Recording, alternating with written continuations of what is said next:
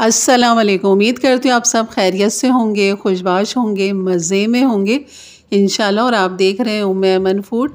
और यहाँ मैं आज आपको रमज़ान स्पेशल के हवाले से शामी कबाब बनाना और इनको फ्रोज़न करने का तरीका बताऊँगी कि मैं कैसे करती हूँ। और ये रमज़ान में सहरी के लिए बहुत ही अच्छा रहता है कि आप इफ्तारी में भी सहरी में भी इसका इस्तेमाल बआसानी कर सकते हैं। बस आप इनको डीप फ्राई करें या शैलो फ्राई करें, हर तरह से ये फ्राई हो जाते हैं। तो चलिए बनाना शुरू करते हैं। बिस्मिल्लाहिर्रहमानिर्रहीम। यहाँ पर मैंने आधा किलो बीफ का गोश्त ले लिया है, जिसकी मैंने छोटी बोटियाँ कर ली हैं इस तरह, और ख़ूब अच्छा सा इन्हें धो भी लिया है। तो यहाँ पर हम डाल देंगे अपने बर्तन में। और यहाँ पर आधा किलो ही मैंने चने की दाल ली, आधा किलो गोश्त लिया है। और यहाँ पर जो साबुत मसाले जाएंगे, जिसमें है दालचीनी 4 टुकड़े हैं छोटे, लौंग ले लेंगे यहाँ पर 7 अदद, काली मिर्च ले लेंगे हाफ़ टी स्पून, बड़ी इलायची ले लेंगे यहाँ पर 2 अदद, और लहसुन की कलियाँ 15 से 20 अदद होंगी। और अदरक जो है तकरीबन 2 से 3 इंच का टुकड़ा है, जिन्हें छील के मैंने बारीक इस तरह काट लिया है। और ये तमाम चीज़ें हम इसके अंदर डाल देंगे। और ये है कूटा हुआ धनिया, बारीक कूटा हुआ धनिया, जिसे हमने 1 टेबल स्पून लिया है। सफ़ेद ज़ीरा ले लेंगे 1 टेबल स्पून। और यहाँ पर साबुत लाल मिर्चें आप ले लेंगे 15 से 20 अदद, या फिर इससे कम ले सकते हैं, जैसे मैंने कम ली है।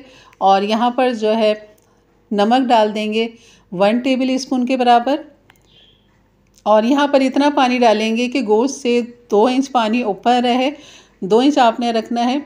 और क्योंकि गोश्त भी जल्दी गल जाता है, बीफ का गोश्त है, छोटी बोटी है, तो ये गल जाएगा, तो इसलिए मैंने दोनों ही साथ ही चढ़ा दिए, दाल भी और गोश्त भी। लेकिन अक्सर ये होता है कि गोश्त देर से गलता है, तो फिर आपने दाल अभी नहीं डालनी, बाकी तमाम चीज़ें डाल के आप चढ़ा दें।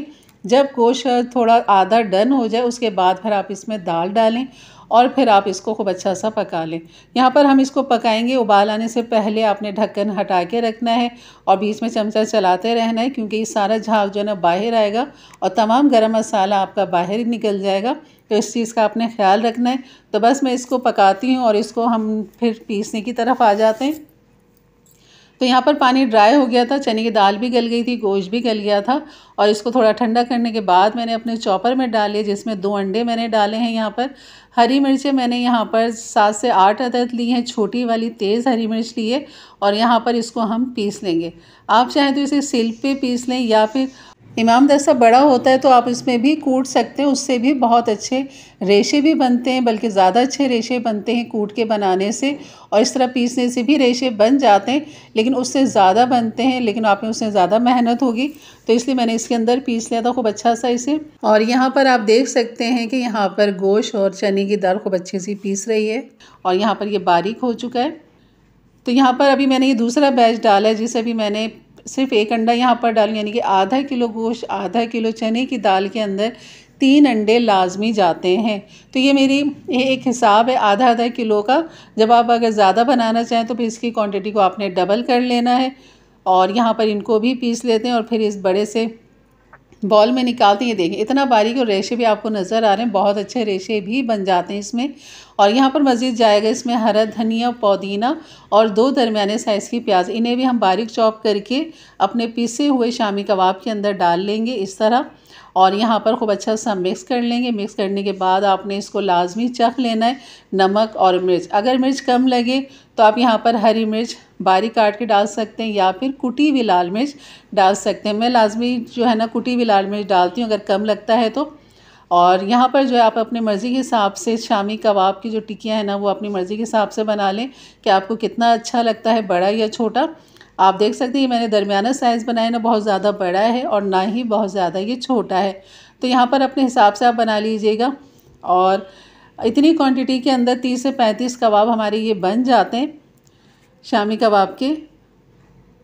तो आप देख सकते हैं मैंने इनको फ्रीज़र कर लिया। फ्रीज़र में मैंने सबसे पहले नीचे एक साफ़ सुथरी पन्नी बिछाई है, उसके ऊपर भी शामी कबाब रखें, फिर पन्नी, फिर शामी कबाब। इस तरह मैंने तह पे तह इसकी लगा दी। और ये तमाम जब फ्रीज़ हो जाएंगे, जम जाएंगे, सख्त हो जाएंगे, उसके बाद फिर हमने इसको जो है ना अपने शॉपर में डाल लेना, इनको फिर एक जगह कर लेना। ये देखें इस तरह जमाना बहुत ही आसान रहता है डीप फ्रीज़र के अंदर, कि आपने नीचे पहले शॉपर लगाएं, फिर आप इसके ऊपर कबाब की एक लेयर लगाएं, फिर शॉपर लगाएं, फिर एक लेयर कबाब की, या फिर आप किसी ट्रे में रख के भी फ्रीज़र में इस तरह जमा सकते हैं। तो ये हो गई जनाब हमारी तैयारी रमज़ान की। मज़ीद और आगे तैयारियां बाकी हैं, तो मेरे चैनल से जुड़े रहिए ताकि आपको इस तरह की मज़ेदार सी रेसिपी मिलती रहे। और यहाँ पर आप देख सकते हैं फ्रोज़न हो चुका है, पन्नी समेत मैं फ्रीज़र से निकाल के ले आई हूँ ताकि आप देख सकें अच्छे से कि इस तरह आपने इनको फ्रीज़ करना है। तो ये बहुत ही आसान रहता है और ये पन्नी आपने फेंकनी नहीं है, आपने संभाल के डीप फ्रीज़र के अंदर जो छोटा सा दरवाज़ा होता है उसके साथ ही आपने ये डाल देना ताकि बाद में ये काम आ सके। और यहाँ पर अब मैंने ले लिया है 2 किलो दूध वाला शॉपर, ताकि इसमें खूब अच्छे से बीज तो आ ही जाते हैं इतने बड़े शॉपर के अंदर। तो यहाँ पर जो है मैं इनको सबको डालती हूँ और इनको अच्छा सा फ्रीज़ कर लेंगे, या फिर आप 6 का पैकेट बना के भी फ्रीज़ कर सकते हैं, या फिर आप अपने हिसाब से कि आपके घर की फैमिली के हिसाब से जितने भी कबाब रोज़ाना के बनते हैं तो आपने इतने ही बड़े शॉपर ला के उसमें डाल के बना के इस तरह फ्रीज़ कर सकते हैं। तो ज़रूर बनाइए मेरे अंदाज से, मेरे तरीके से। मेरे चैनल पे नए हैं तो ज़रूर सब्सक्राइब करके जाइएगा, बेल के बटन को क्लिक कर लें, ऑल के बटन को प्रेस कर लें ताकि मेरी वीडियो की नोटिफिकेशन हमेशा आपको सबसे पहले मिले। और आप देख सकते हैं ये बहुत ही आसान रहता है। ये दूध की थैली आप लाजमी अपने घर में रखा करें, 1 पाव वाली, आधा किलो वाली, 1 किलो वाली, 2 किलो वाली, इस तरह। तो ये आपकी चीज़ों के लिए बड़ी आसानी रहती है फ्रिज के अंदर इस्तेमाल करने में। या थोड़ा बहुत सालन या मसाला कुछ भी बच जाए तो आप साफ़ सुथरे शॉपर में डालें और इसको फ्रीज़ कर लें। अब यहाँ पर मैं दिखाती हूँ कि लेमन आजकल बड़े लेमन जो आए हुए हैं ना, ये यकीन कर मैं तो डर ही गई थी इसको देख के एक दफ़ा कि ये कौन से लेमन इतने बड़े बड़े, और मैंने नहीं ख़रीदे। और फिर मैं छोटे वाले ये आधा किलो लेकर आ गई थी, लेकिन फिर जब दूसरा चक्कर लगा तो फिर ये नज़र आए। तो मैंने कहा आखिर ये है क्या चीज़, लेकिन वो कह रहा है कि ये नींबू ही है। तो मैंने नींबू ले लिए। तो छोटा इसलिए दिखा रही हूँ कि इसमें बीज हैं, और इस वाले में जो है ना देखिए ये बिल्कुल बीज नहीं, एक भी बीज नहीं है इसके अंदर। और माशाल्लाह रस जो है ना इसका बहुत ही अच्छा है। तो मैंने फिर इसको चखा भी है घर में, तो बिल्कुल लेमन का ही जायका आ रहा है। और मुझे लगता है कि भाई लेमन में बरकत आ चुकी है, इसलिए ये बड़े साइज़ में नज़र आना शुरू हो गए हैं। और अल्हम्दुलिल्लाह यानी कि इसमें बरकत आ चुकी है, छोटे से ये बड़े लेमन आ चुके हैं। और आप देख सकते हैं ये मैंने आधे लेमन का रस निकाला और 2-3 मैंने छोटे वाले का निकाला है। तो रस भी काफ़ी अच्छा खासा है इसके अंदर। और जिस तरह मौसम्बी का जूस निकालते हैं ना, आप इस तरह इसका आराम से निकाल सकते हो, और कोई झंझट भी नहीं कि इसमें बीज होंगे, छोटे बड़े बीज आ जाते हैं। तो यहाँ पर ये तमाम रस मैंने निकाल लिया है लेमन का, आप देख सकते हैं। और इसको मैंने बारीक छन्नी से छान भी लिया था कि मज़ीद कोई छोटा बीज इसके अंदर नहीं आ जाए। तो यहाँ पर ये सब करने के बाद आपने जो है ना फिर अपनी क्यूब्स वाली ट्रे लेनी है यहाँ पर, और यहाँ पर आप इसको जमा लीजिए, क्यूब्स बना लीजिए।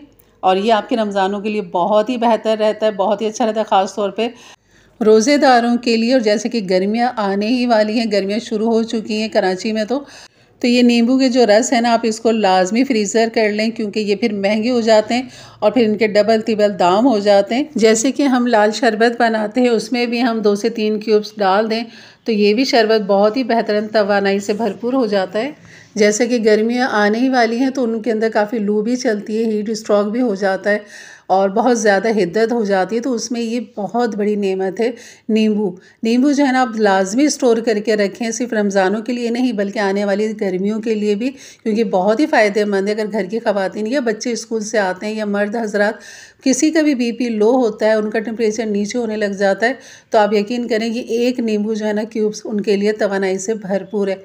तो मेरे चैनल से जुड़े रहिए ताकि आपको इस तरह की मज़ेदार सी बेहतरीन रेसिपी मिलती रहे, और अपने फैमिली फ्रेंड में भी ज़रूर शेयर किया करें ताकि उनके लिए भी आसानी पैदा हो और वो भी इस तरह की मज़ेदार सी रेसिपी अपने अपने प्यारों के लिए बना सकें। तो इंशाल्लाह आगे मैं आपको नींबू का शरबत भी बनाना सिखाऊंगी। जैसे लाल शरबत होता है गाढ़ा, ठीक इसी तरह आप नींबू का भी बना के इस तरह बोतल भर के रख सकते हैं। बस आपने गिलास में डालना है और पानी डालना है, ठंडा चिल बर्फ़ डालनी, और ये आपका नींबू का शरबत तैयार हो जाएगा, बहुत ही मज़ेदार। तो मेरे चैनल से जुड़े रहिए ताकि आपको इस तरह की मज़ेदार सी बेहतरीन रेसिपी मिलती रहे। तो इंशाल्लाह मिलते हैं फिर एक अच्छी नई रेसिपी के साथ। तब तक के लिए इजाज़त दें, अपना बहुत सारा ख्याल रखें, दुआओं में याद रखें। अल्लाह हाफ़िज़।